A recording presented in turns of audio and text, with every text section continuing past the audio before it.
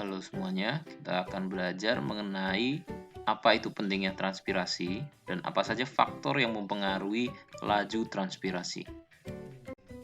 Nah, yang pertama, apa itu pentingnya transpirasi? Nah, kita sudah belajar bahwa transpirasi itu adalah penguapan yang terjadi pada tumbuhan dan penguapan itu terjadi melalui daun karena uap air itu akan dilepaskan melalui stomata. Nah, lalu apa pentingnya proses ini? Nah, yang pertama, kalau kita ingat kembali dari animasi ini, ya, kita diingatkan bagaimana transpirasi itu adalah faktor utama yang menyebabkan air dan garam mineral itu bisa ditransportkan dari akar sampai ke daun. Ya, jadi pentingnya adalah menarik air dan garam mineral dari akar sampai ke semua bagian tubuh tumbuhan, yaitu batang dan daunnya. Lalu apa yang kedua? Pentingnya transpirasi itu. Nah, yang kedua adalah, kalau kita lihat ilustrasi ini, kita bisa lihat bahwa tanaman itu juga melepaskan panas, dan pelepasan panas itu terjadi sebagian besar melalui daun. Ya, jadi transpirasi itu akan menghilangkan kalor laten dari penguapan. Ya, artinya tanaman ini akan melepaskan kalor melalui proses transpirasi ini. Nah, sehingga yang terjadi adalah suhu dari tanaman itu akan turun, ya, sehingga tanaman itu bisa lebih dingin seperti itu. Nah, lalu untuk apa ini penting? Nah, ini penting untuk menjaga supaya tanaman itu tidak terbakar gitu ya, karena sinar matahari. Nah, lalu yang ketiga, apa pentingnya? Nah, tadi kita sudah bahas ya bahwa air yang ditransportasikan dari akar sampai ke daun, nah itu bisa juga digunakan untuk berbagai macam proses. Nah, yang pertama adalah berguna untuk fotosintesis. Kita tentu tahu air dibutuhkan dalam fotosintesis karena itu merupakan salah satu bahan utama selain karbon dioksida. Nah, lalu yang kedua, jika ada sel-sel yang kehilangan air, tentu karena transpirasi juga, maka air yang tertarik oleh proses gaya tarik transpirasi itu akan menggantikan air yang hilang tersebut. Nah, lalu yang ketiga, menjaga supaya sel itu tetap dalam kondisi turgid. Nah, kenapa sel dalam kondisi turgid itu penting? Ya, kalau sel tumbuhan tidak dalam kondisi turgid, tumbuhan tersebut akan layu. Tapi kalau turgid, tumbuhan tersebut akan berdiri tegak. Ya, kemudian daun-daunnya itu bisa tetap terjaga supaya berada pada jarak tertentu dan lebih maksimal dalam menangkap sinar matahari sehingga fotosintesis pun bisa lebih maksimal seperti itu. Nah, jadi itu 3 hal ya yang menjadi pentingnya transpirasi bagi tumbuhan.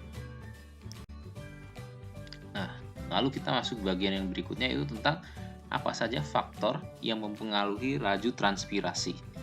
Nah, faktor yang pertama, kita lihat gambar ini ya.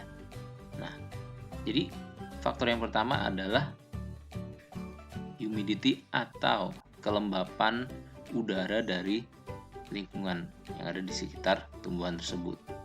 Nah, jika kondisi kelembapan udara itu lebih tinggi ya pada lingkungan di sekitar tumbuhan, maka laju transpirasi akan menurun.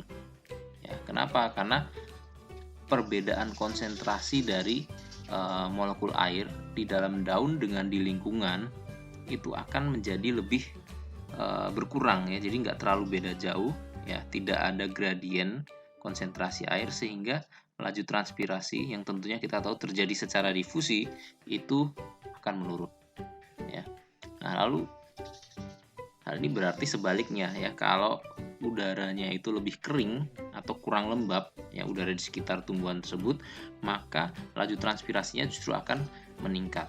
Ya, kenapa? Karena gradien konsentrasi air di dalam dan di luar itu semakin besar, sehingga pasti uap air itu akan keluar dari daun melalui transpirasi.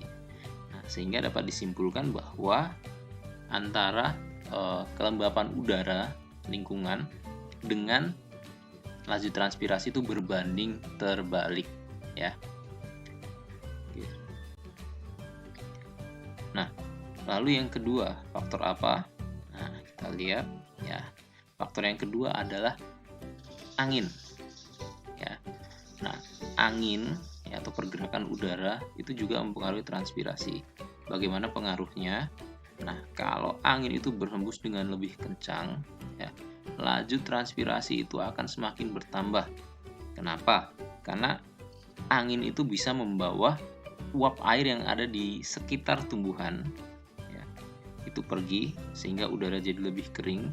Nah, karena udara lebih kering, maka perbedaan konsentrasi air di dalam daun dan di luar atau di lingkungan itu menjadi berbeda, sangat jauh, gradiennya jadi bertambah sehingga transpirasi akan berlangsung lebih cepat.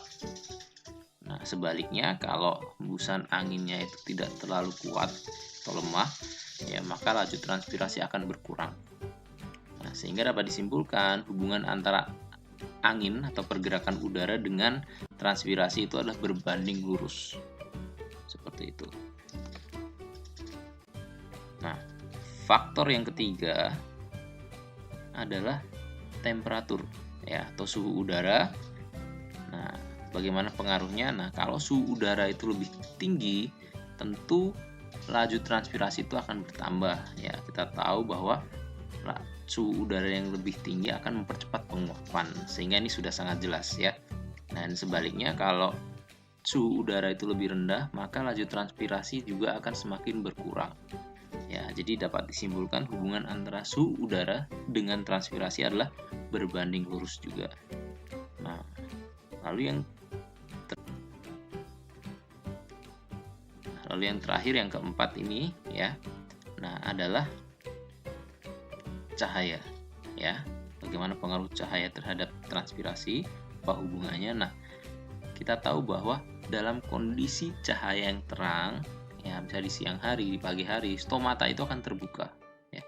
Karena stomata itu terbuka, maka transpirasi yang terjadi dalam stomata tentunya itu juga akan semakin meningkat ya. Sebaliknya jika kondisinya gelap ya, stomata akan menutup ya, sehingga transpirasi juga akan berkurang lajunya, seperti itu ya. Sehingga dapat disimpulkan ya, kurang lebih hubungan antara cahaya dengan transpirasi itu adalah berbanding lurus. Oke, demikian pembelajaran kita di video kali ini.